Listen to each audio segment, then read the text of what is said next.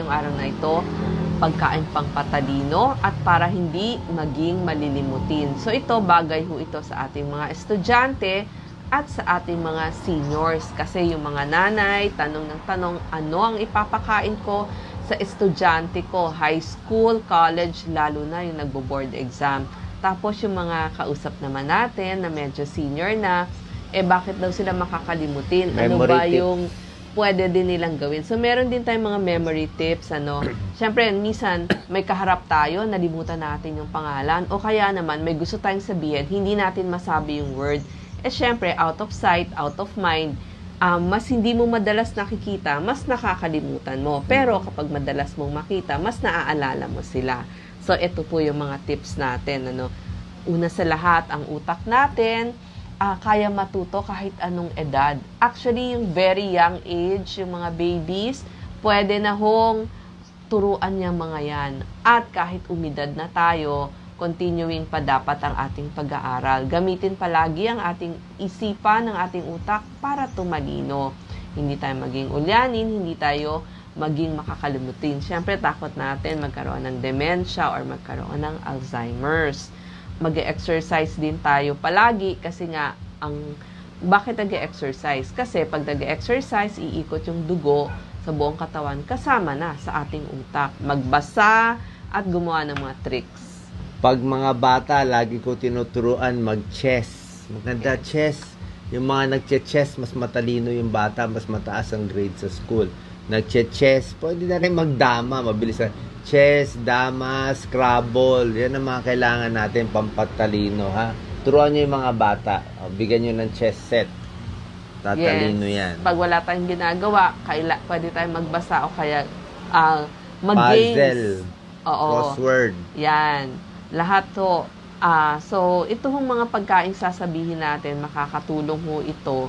Kasi ito yung mga pagkain na may omega-3 fatty acid, vitamin A, D, and E, pati C.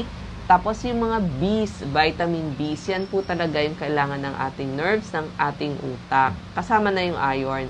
Paalala lang, kailangan po iinom tayo ng sapat na tubig para hindi tayo ma-dehydrate. Kasi yung mga nadi-dehydrate, pati ho yung brain nadi-dehydrate din. So, sanhi din yun ng pagiging malilimutin. Yes, Doc Willie? Umuulan eh. Sinasabi ko na bigla umuulan eh. Yes. Sige. At least may bubong tayo. Okay. Ito na po yung tips sa ating kakainin. Number 1, yung green leafy vegetables. Pag sinabi yung spinach, sa Tagalog, kangkong, saluyot, alugbati. Yan po yung family nun. Kasi marami itong vitamin A, D, at E para sa malusog na thyroid. Kasi siyempre, pag naging hypothyroid tayo, hindi gagana yung ating thyroid, mas nagiging malilimutin din tayo. Everything mabagal kasi siya nga yung accelerator ng ating katawan. Meron din itong vitamin E, antioxidant, lalaban sa free radicals. So, para hindi tayo magkaroon ng mga Alzheimer's. At bukod sa mayaman sa B vitamins, mayaman pa ito sa folate. Number 2, itlog. Yung itlog, mura na, may acetylcholine pa. Kailangan nito yung acetylcholine, kailangan ng ating mga neurotransmitter, yung para nag-uusap yung ating mga nerves, yung ating mga cells. So, kailangan dyan yung mga vitamin Bs, B1, B12, ganon. Number 3, mas pakainin sila ng isda kasi mayaman ito sa omega-3 fatty acids. Ano yung example ng mga isda? Ang daming isda natin nakita kanina eh. Yes. Hindi ko kilala pangalan. Pwede po yung mga hito, sardinas, dilis, tamban, tawilis, salinyasi. Yan po yung magkakapamilya, yung mga tuna. Yan po yung mas kakainin natin. Kasi yan yung local na maraming omega-3 fatty acids. Pag may pera-pera, okay din po ang salmon. Medyo mahal nga lang. Number 4, pag sinabing lentils o lentejas, kasama dito yung munggo, soya beans, patani, mayaman yan sa iron tsaka sa fiber. So, yung iron, kailangan lang para ma-absorb yung non-heme iron galing sa mga gulay, mas kumain tayo ng vitamin C para ma-absorb yung iron. Number 5, eto mga nanay ha, repolyo, maganda palang cabbage para sa ating mind. Kasi, meron siyang fatty acid na phosphatidylserine. Ito yung para sa communication ng mga cellula natin. Tapos protection din ito sa free radicals. Tapos napapabuti nila yung concentration ng tao. Ngayon nawawala na kasi yung concentration bukod pa dun sa memorya. At nakakakalma laban sa stress at depression. Number 6, kung iinom din lang kayo ng mga inumin, subukan nyo na po ang green tea. Kasi meron siyang epigallio, catechin, trigallate, EGCG na lang para maikli. Tsaa yan. Laban to sa amyloid plaque na nagkukos ng Alzheimer's disease. So, para sa memorya. Pwede rin ho yung inumin na caffeine. Yan yung number 7 natin. Kaya lang, wag naman dito lang papasok yung kape. Wag masyadong madami. Tamang dami lang. Kasi maganda po ang caffeine sa short-term memory ng utak. So, tamang dami lamang. Number 8, saging. Laging magbaon ng saging, lalo na yung mga mag-e-exam, tsaka yung ating mga estudyante, mayaman kasi ito sa vitamin Bs. At number 9, kung tatanungin nyo anong oil o pangprito o panggisa ang gagamitin ng mga nanay, kung kaya-kaya ng budget, pwede po yung olive oil. May mura namang olive oil. Kasi po mayaman sa omega-3 fatty acid ang olive oil. Tapos meron pa siyang pagbigyan mo na vitamin konti, B6. baka may gusto ng coconut oil. Yes. Ako may gusto ng coconut oil, okay Pwede lang. rin naman. Sige, sa Pilipinas tayo, support our own. Yes. Tapos number 10, lugaw.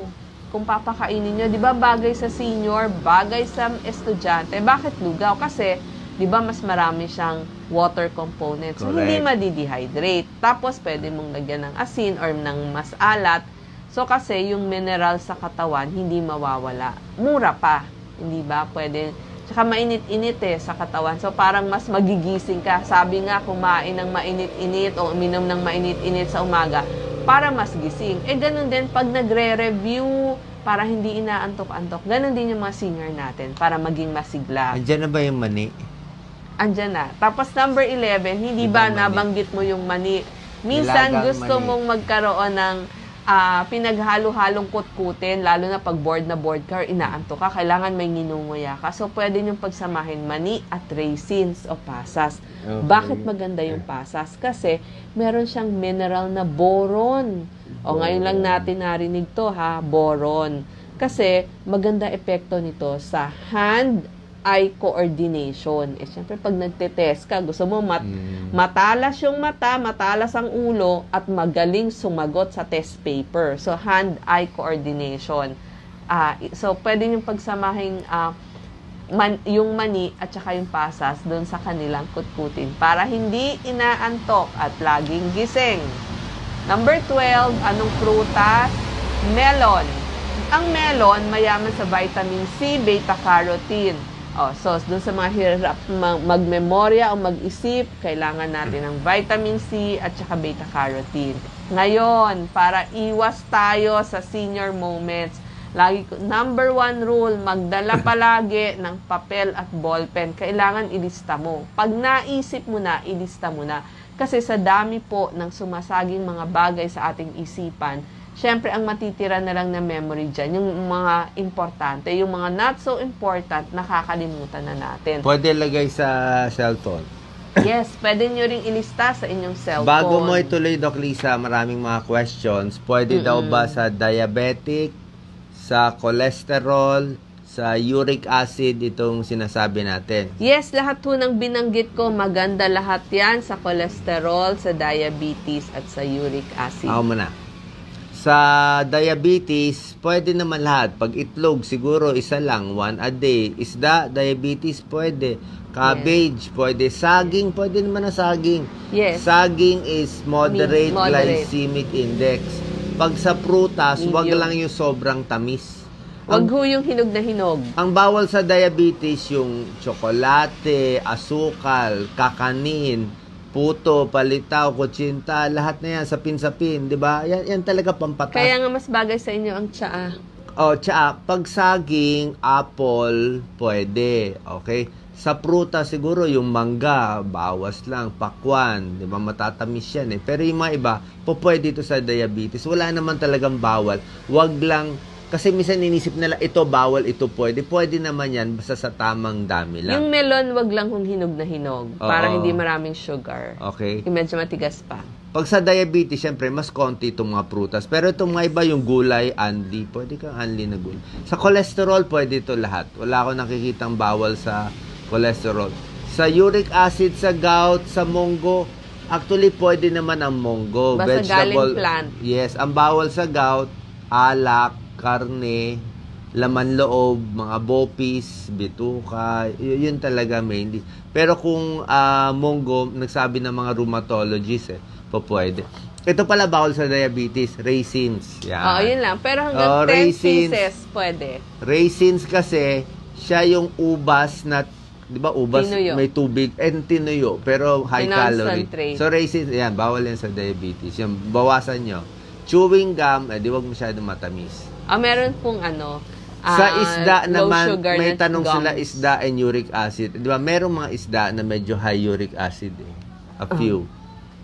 Okay, Diba? dun sa mga nabanggit ko na mataas sa omega-3 fatty acid, yun po, hindi kayo pwede. So, yun lang. Pero sa mga bangus at iba, pwede Oo, naman. ibang isda na lang po. Okay. Meron ba tayong 4 tips na 5 tips pampatalino, Doc Lisa? Okay, so balik po tayo. Iwas senior moments. Number 1, yung binanggit ko kanina, ililista lahat ng maaalala ninyo at lahat ng gusto nyong gawin.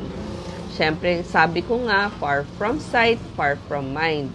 So, yung mga importante, nangingibabaw, yung not so important, yun yung nakakalimutan nyo. So, kung nailista nyo lahat, nandun pa rin yun. Number 2, chewing gum. Ano? Yung chewing gum, maganda kasi sa memory, nagpapa-increase ng heart rate. So, dadami yung dugo at blood flow. Okay. Ana, sa chewing gum, mas maganda para, gumagana kasi sa utak natin. Balik na rin ko lang, ha? Yan. Okay, naubos si Doc Lisa. Tapos po, magko-crossword tayo. Maganda yung crossword, games, katulad sinasabi ko, mga hobby, chess, pananahi. Number 4, exercise. Mas maganda talaga nag-exercise. Pag mas naglalakad tayo, dyan na tumatalino yung isip natin. Tulog na sapat. Ito, number 5. Siyempre, dapat kompleto tulog mo. Mas complete tulog mo, mas marami ka naiisip, di ba? Mas kompleto. At number 6, music. Yan, di ba? Meditation. Yan. Maliwanag ng pag-iisip para magiging mas relax. Saan ka naubo, Doc Lisa? Siguro kasi kanina may konting lang Kotse. po dito, construction. May construction. Alam niyo sa probinsya, malakas ng malakas ang music, karaoke, motor, yung mga tricycle. Dapat masanay kayo. Ayan, sinabi ko na yung mga iba. Okay. Tapos na siya. Final Okay. tip, sinabi ko na yung chewing gum. Tapos sa mga senior, kung pwede po, tuloy ang ating trabaho. Yes. Kahit part-time, huwag hong magre-retire. Ako, hindi ko ho ina-advocate ang pagre-retire. Bawal Gusto mag-retire. ko, trabaho ng trabaho. Pwede pa nga ho kayong mag-aral ulit kung gusto nyo mag-masteral o mag-PhD. Alam mo, may nabasa ko yung pagre-retire ng senior, super stressful. Yes. Kaya huwag Mas natin sila stress pa-retire. mas stress ka pa nag-retire kaysa sa hindi mag-retire. Pag nag-retire, parang wala na akong silbi sa mundo, ano na lang ba hinihintay ko, di ba? Dapat kahit part-time, di ba? Sa Part-time Canada, trabaho ka pa. ina-accept sila magtrabaho. Oo. Tapos Okay. number 4, exercise, pangpatalas talaga ng isip. Bukod sa gaganda yung katawan nyo, tatalas pa yung isip nyo. Kaya kahit nagre-review kayo, pwede kayo mag-exercise. Isama nyo yan. Number 5, tulog na sapat, lalo na sa mga kabataan, para ma-retain nyo yung mga inaral ninyo. Nandyan sa memory ninyo. Number 6, music, pang-relax, pang-meditate, para magliwanag yung pag-iisip natin. Number 7, iwas mauntog, mabagok ang ulo o maaksidente. Kasi pag nabagok yan, Ayun, pag nahulog, wala ay baka na. ma-amnesia kayo. At O number na-stroke. 8, laging kakain ng almusal, lalo na Yes. sa ating mga estudyante, kasi mas nakaka-perform sila sa eskwelahan kapag hindi gutom. Syempre, kapag kumukulo ba naman ang iyong tiyan. Kaya ngayon, ina-advocate nila breakfast for all students. Kahit po dun sa mga probinsya, talagang Yun ang gawin natin, bigyan ng almusal Ano to, may ang ating vitamins mga ka? estudyante. May vitamins ka ba? Yun din po yun, yung mga folate, thiamine. Yan yung mga vitamin B's na kailangan natin. Sa For the nerves. vitamin supplements, wala akong ma-recommend eh. Basta ano lang, ito kasi mas natural, mas okay. Mas nag-iisip, mas nag-aaral. Nandun talaga, parang muscle. Lagi mo ginagamit ang muscle, lalong lalakas. So yung utak mo, kahit anong vitamins lagay mo, hindi ka naman nag-aaral, tatamad-tamad ka, dapat pe-practicein mo. Diba? Yung nag-aaral, mas nag-aaral ka, mas tumatalino. Ganun gagawin natin. Si Einstein nga, yung utak niya, nakita makulubot eh. Pag mas matalino, nagiging mas makulubot. Kalaban natin, ma-stroke. So, pag high blood diabetes, na-stroke tayo dyan, pag may nasira ng part, let's say, na-stroke yung isang part, yun, makakalimutin na siya. So, nasisira. Tapos, alam niyo po, yung nakita ko, wala po talagang, lahat tayo parang medyo pantay-pantay naman yung brain natin. Mm-hmm. Yung iba lang, kaya sila nagiging valedictorian, tsaka salutatorian, cum Sipag. laude. Mas masipag po sila talaga. Tsaka habang nasa school, nakikinig, yung concentration nandun. Kala ko Ayun. sip-sip na teacher. Sorry. That's Dapat another marunong kayo one. mag-test sa Extracurricular. teacher. Okay? So, salamat po. Sana nakatulong to. Ayan, kayong mga tricycle, pwede na kayo mag-ingay ngayon. Okay. Okay. Salamat po. Thank you.